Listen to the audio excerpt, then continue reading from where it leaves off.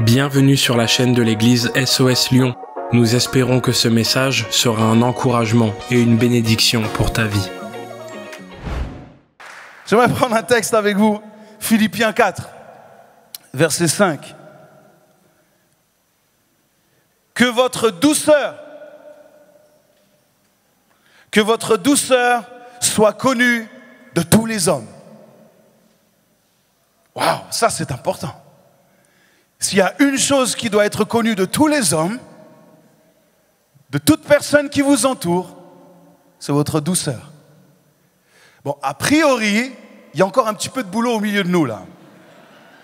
Mais c'est tout l'intérêt de ce message. Que votre douceur soit connue de tous les hommes. Il semblerait de la part de l'apôtre Paul que ce trait de caractère ne soit pas optionnel pour lui. La douceur n'est pas une option pour Paul. Notre douceur doit être connue de tous les hommes. Et en même temps, quelle qualité rare. On en a eu la preuve cet après-midi. Quelle qualité très rare. Et pourtant si précieuse aux yeux de Dieu. La douceur ou la docilité. La docilité, c'est la définition littérale du mot douceur. Docilité ne doit et ne peut être confondue avec faiblesse. La douceur ou la docilité, je le crois, et j'aimerais le dire aujourd'hui, est une véritable démonstration de force. Nombre, chapitre 12, verset 3. Moïse était très doux, plus que tous les hommes qui étaient sur la face de la terre. Ça, c'est la version Darby. Peut-être dans vos versions, vous aurez patient, par exemple, ou humble. Mais humble, doux, ont la même racine. C'est intéressant de voir que l'humilité, c'est la douceur. Souvent, les personnes douces, on les regarde d'un air, oh, quelle brebis faible. Oh, elle est toute douce, toute délicate. Faut pas trop... Non, ça n'a rien à voir avec ça. Qui peut dire aujourd'hui que Moïse était un faible? Personne d'entre nous peut dire, non, Moïse, c'était un faible. Non, c'était l'homme qu'on appelle l'ami de Dieu. Si proche de Dieu, si intime avec Dieu, et si doux, si humble, si docile. Pourquoi? Parce que de cette douceur, c'est important de comprendre cela, de cette douceur, de cette docilité, a découlé quoi? A découlé une autorité. Une autorité et une intimité avec Dieu que peu de personnes ont eu jusqu'à ce jour avec Dieu. Jusqu'à ce jour, peu d'hommes et de femmes ont eu l'intimité avec Dieu que Moïse a eu avec Dieu. Il était très doux. Quand vous êtes soumis à Dieu, il donne autorité et cela vous donne la possibilité et surtout la conséquence normale d'agir et de faire les choses avec douceur. Quand nous sommes dans cette intimité avec Dieu, nous sommes convaincus de l'autorité qu'il nous donne et nous agissons auprès des hommes avec douceur. Quand vous forcez ou abusez, c'est probablement que vous cherchez à avoir ou obtenir de l'autorité. Mais vous ne l'avez toujours pas reçue de la part de Dieu. C'est pour ça qu'on force, on impose, on est dur avec ceux qui nous entourent. Imaginez, vous êtes dans un avion et vous êtes sur le point d'atterrir. Et au moment où cet avion atterrit, il y a toutes sortes de bruits qui se passent dans l'avion. Vous entendez pouf, pouf, toutes sortes de bruits comme ça. Vous atterrissez tant bien que mal, mais ces bruits, est-ce que ces bruits sont des signes rassurants ou plutôt préoccupants? C'est plutôt préoccupant, n'est-ce pas? Très préoccupant. Est-ce que ces bruits démontrent de la force? Moi, je dirais que ça démontre plutôt une faiblesse de l'avion, si nous entendons toutes sortes de bruits. Eh bien, il y a certaines personnes qui se comportent comme cet avion. Quand ils atterrissent quelque part, ils font beaucoup de bruit. Ça s'agite. Qu'est-ce que cela montre? De la force ou de la faiblesse?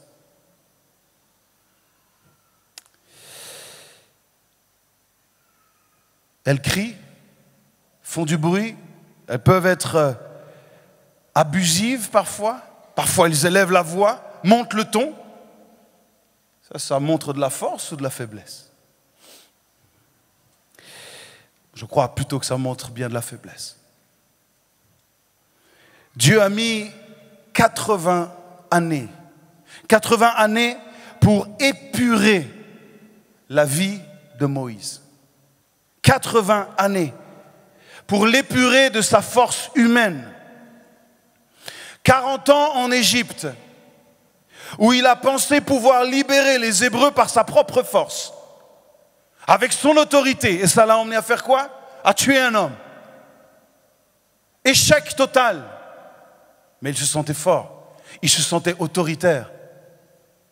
Et puis finalement, 40 ans dans le désert, à être qui? À être personne. Personne, il était personne dans le désert. À s'occuper des moutons de son beau-père, c'est tout ce qu'il faisait. Et à 80 ans, il est enfin prêt. 80 années. Une fois que ses ressources humaines ont toutes été épuisé. Il y a eu de la place, pourquoi? Pour la force de Dieu, pour l'action de Dieu. Et uniquement possible d'être utilisé par Dieu avec quoi?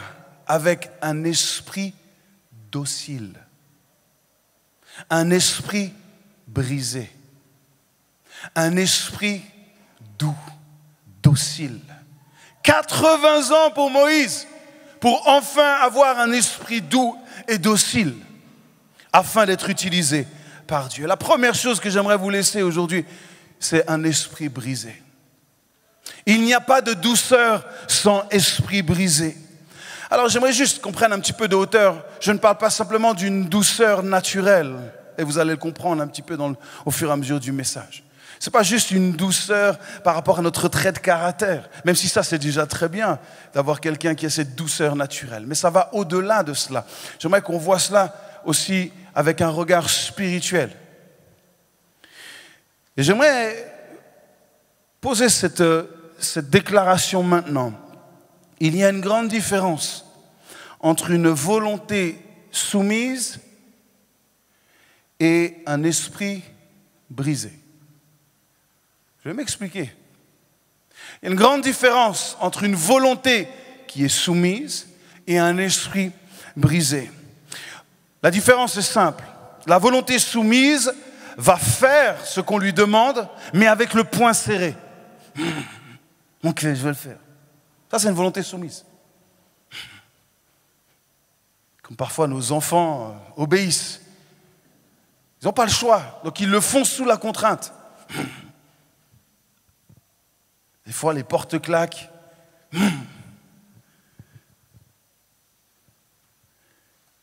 Ça, c'est une volonté soumise. Beaucoup de luttes.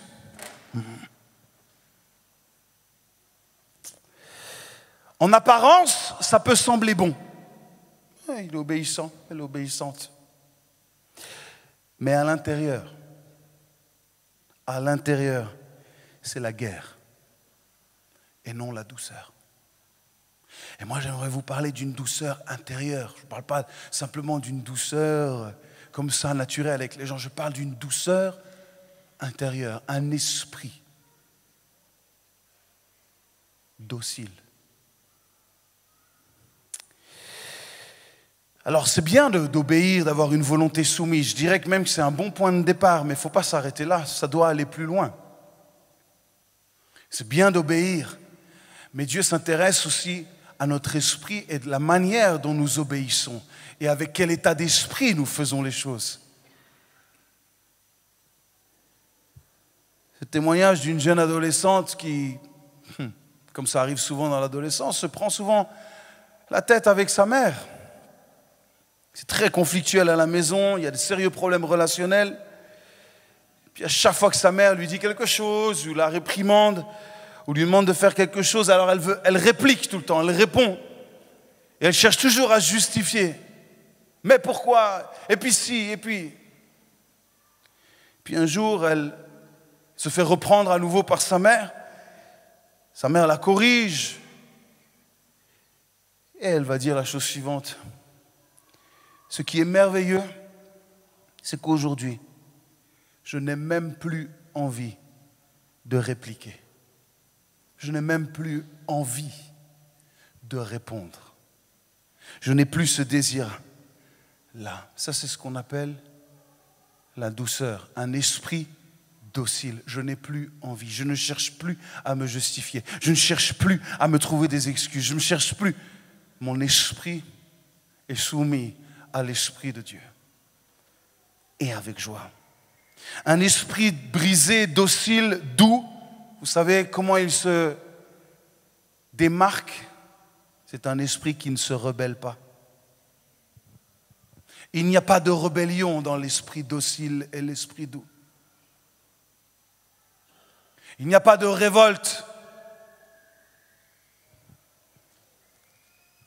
Mais il laisse le Saint-Esprit faire son œuvre. D'ailleurs, il semblerait que la douceur fasse partie de la liste des 9 fruits de l'esprit, n'est-ce pas? C'est une œuvre de l'esprit. C'est une œuvre particulière et unique que l'Esprit de Dieu peut faire au-dedans de nous. Et qu'il veut encore aujourd'hui. Pourquoi? Parce qu'il veut que notre douceur soit connue de tous les hommes. Cela veut dire que la douceur peut avoir un impact extraordinaire dans la vie de ceux qui nous entourent. Ne sous-estimons pas la puissance d'un esprit docile, d'un esprit qui accepte la volonté de Dieu, un esprit qui arrête de se justifier, de se trouver des excuses ou même de se rebeller parfois. La deuxième chose, c'est qu'il faut accepter et pouvoir recevoir la parole de Dieu. Dans Marc chapitre 4, verset 3, écoutez ce qui est dit. Ça commence d'ailleurs comme ça. Écoutez, un semeur sortit pour semer. Comme il semait, une partie de la semence tomba le long du chemin. Les oiseaux vinrent et la mangèrent. Ah, c'est la fameuse, la plus grande, une des paraboles les plus connues des évangiles. La parabole du semeur est une des plus puissantes aussi. Dans la suite du chapitre, on va sauter au verset 14, il est dit « Le semeur sème la parole ». Donc là, il y a l'explication de cette parabole. Le semeur sème la parole, les uns sont le long du chemin où la parole est semée. Quand ils l'ont entendu, écoutez, c'est très très important là. Quand ils l'ont entendu, quand ils ont entendu la parole, aussitôt, qu'est-ce qui se passe? Aussitôt, au moment où la parole de Dieu est annoncée, aussitôt, Satan vient et enlève la parole qui a été semée en eux. Waouh, là il se passe quelque chose de très important dont nous devons comprendre la signification. Le semeur, c'est qui? C'est Christ. C'est Jésus. La semence, c'est quoi? La semence, c'est la parole de Dieu. Le chemin, dans cette parabole, c'est notre cœur. Mon cœur, mon esprit, mon être intérieur, mon esprit. C'est l'esprit qui écoute cette parole. Et ici, le chemin fait référence à un chemin qui a été utilisé par des pèlerins, par des voyageurs, par même des moyens de déplacement. Donc c'était un chemin qui était emprunté, utilisé. Et il nous est dit qu'à cause du trafic, à cause de la fréquentation de ce chemin, quand la semence est jetée, je vais vous illustrer ça. Quand la semence est jetée, Jésus dit que cette semence, elle rebondit. Mais elle ne pénètre pas la terre. J'ai ramené de la terre ici, ok? Ah, c'est notre esprit, c'est notre cœur, c'est notre être spirituel. Quand Jésus envoie sa parole, envoie la parole de Dieu, et qu'elle tombe sur ce chemin, ça fait ça.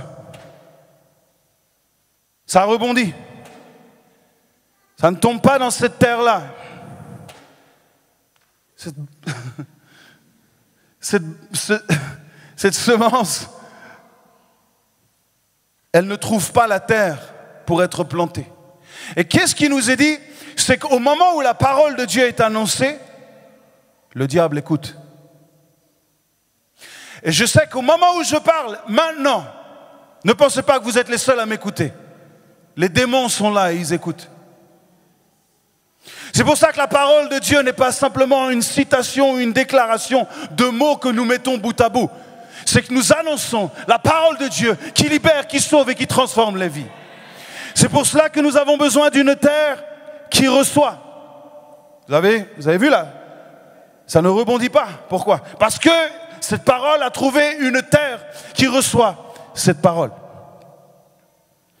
Mais souvent notre cœur est comme ce pupitre, comme ce chemin emprunté bien des fois. La parole vient, elle rebondit. La parole vient, elle repart. Pourquoi? Comment elle repart?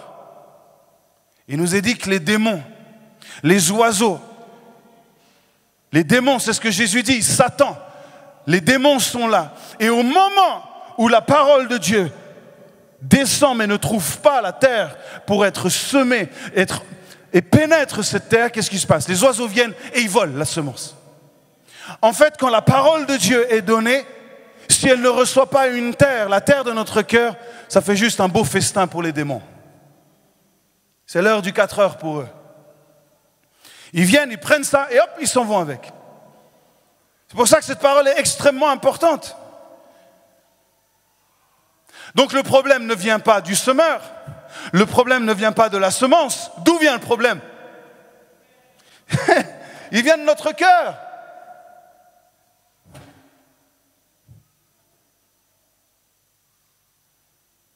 Est-ce que cet après-midi, il va y avoir une terre qui va recevoir cette parole, ou alors ça va repartir pris par les démons et ça va disparaître et il n'y aura aucun effet. Quand la parole de Dieu dit que la parole de Dieu, quand elle est annoncée, elle ne revient pas sans avoir fait son travail, sans avoir eu son effet. Mais il faut qu'elle tombe dans de la terre.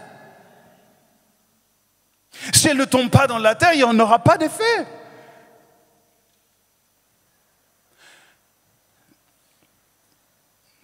Combien de messages vous avez entendus dans votre vie?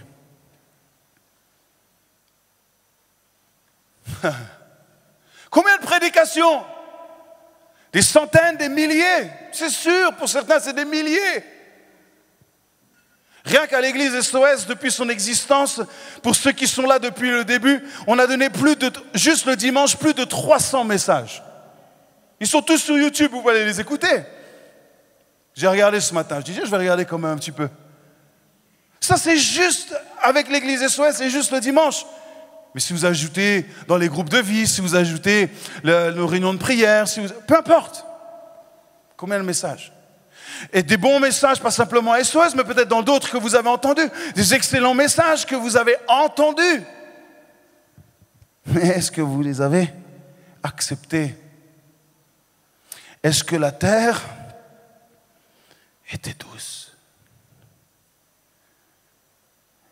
Suffisamment douce pour que la parole pénètre.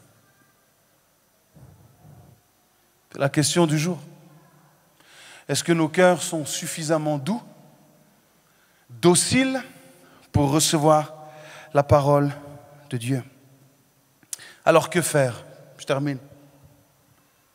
Qu'est-ce qu'on fait maintenant? avec cette parabole? Qu'est-ce qu'on fait avec les quelques mots que je viens de vous partager? Osée, chapitre 10, verset 12.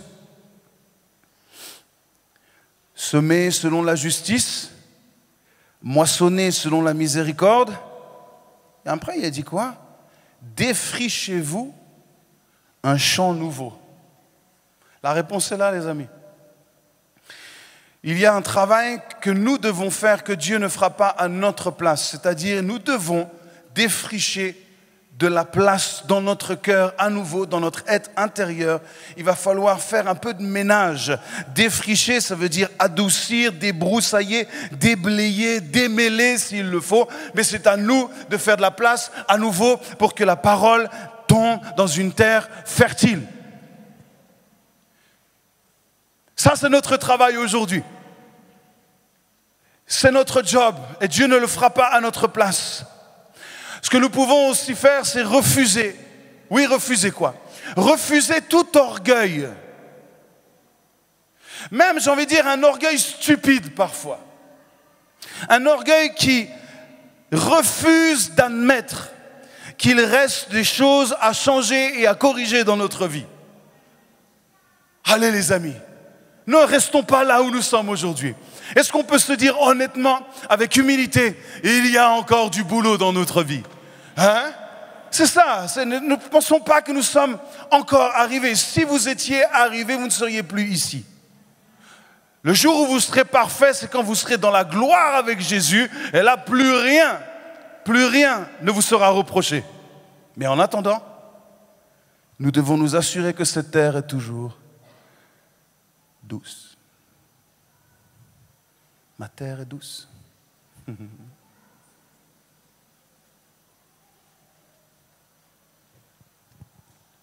Faisons de la place pour la parole de Dieu. Vous m'entendez souvent commencer mon message en disant comme ça. Est-ce qu'il y a de la place dans vos cœurs? C'est une manière de dire, est-ce qu'on est prêt à entendre quelque chose à nouveau? Ne pas être un auditeur oublié. Abandonnons une chose, et nous, en tant que Français, nous devons aussi l'entendre. Abandonnons notre rébellion. Et ce n'est pas juste une blague. Hein. Malheureusement, ça fait partie de notre héritage, même un héritage spirituel, où nous nous rebellons sans cesse. Quand quelque chose est annoncé, nous trouverons toujours quelque chose à dire sur ce qui est annoncé. Même quand il y a une bonne nouvelle, on trouvera la petite phrase qui fait que je vais me servir de ça pour dire que finalement, ce n'est pas tant une bonne nouvelle que ça. Ça, c'est vraiment un esprit rebelle qui met toujours en contradiction les choses, qui se justifie. Vous savez ce que Dieu a dit? C'est qu'il résiste aux orgueilleux. Donc ne jouons pas avec lui. C'est peine perdue. Par contre, il fait grâce aux humbles, aux doux de cœur. Il fait grâce. Alors la douceur assure, elle assure quoi? Et en fait, j'aimerais juste finir avec cela. Qu'est-ce qu'elle assure? Pourquoi avoir un cœur doux? Parce qu'elle nous permet, elle nous assure que nous avons un cœur réceptif. Un cœur qui reçoit est un cœur qui grandit. Un cœur qui reçoit est un cœur qui va mûrir. Un cœur qui reçoit est un cœur qui va porter du fruit. Dans Jean 15, vous connaissez cette parabole. Si vous ne portez pas de fruit, on vous retranchera, on vous coupera. Nous sommes destinés pour porter du fruit, dans la mesure où nous acceptons d'avoir un esprit docile, un esprit doux. Oui, la douceur de l'Esprit de Dieu a un nom, s'appelle l'humilité. L'humilité, je termine avec un dernier texte dans Jacques chapitre 1, verset 21. C'est pourquoi, rejetant toute souillure et tout débordement de méchanceté, recevez avec douceur. C'est pas juste, oh, la parole avec douceur. Oh. Non, c'est pas ça. Ça n'a rien à voir avec une émotion de oh, je sens comme des petits frissons dans mon dos qui. Ça n'a rien à voir avec ça. Ne parle pas de cette douceur-là.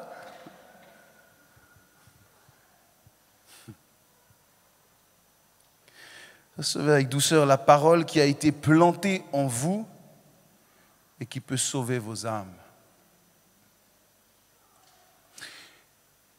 Est-ce que vous êtes prêts aujourd'hui à ce que la parole de Dieu se plante en vous? Pas juste qu'elle vous caresse. Il y a un homme qui a dit un jour, j'ai retenu cette phrase, il a dit « Aujourd'hui, les gens ne veulent plus des messages, ils veulent des massages. »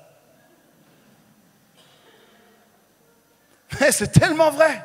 On vient à l'église juste pour qu'on nous masse un petit peu spirituellement, mais on n'accepte plus que la parole de Dieu soit plantée au fond de notre esprit afin que cela porte du fruit.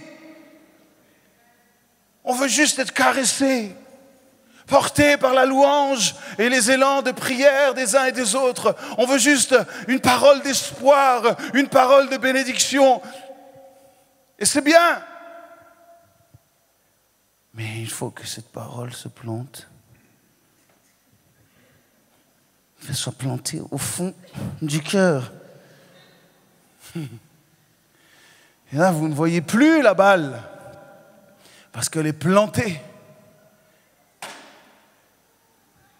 Laissez cette balle, vous verrez, il y aura plein de balles qui vont sortir un jour. Mes amis, l'évangile change nos vies, c'est ce qui est dit ici, change, sauve, guérit, libère dans la mesure où il est planté, reçu, accepté, voulu, désiré. Et ensuite, Dieu fait son œuvre. Merci d'avoir pris le temps d'écouter ce message. Si tu n'as pas encore d'église, rejoins-nous. Toutes les informations sont sur notre site église-soslyon.com. À bientôt.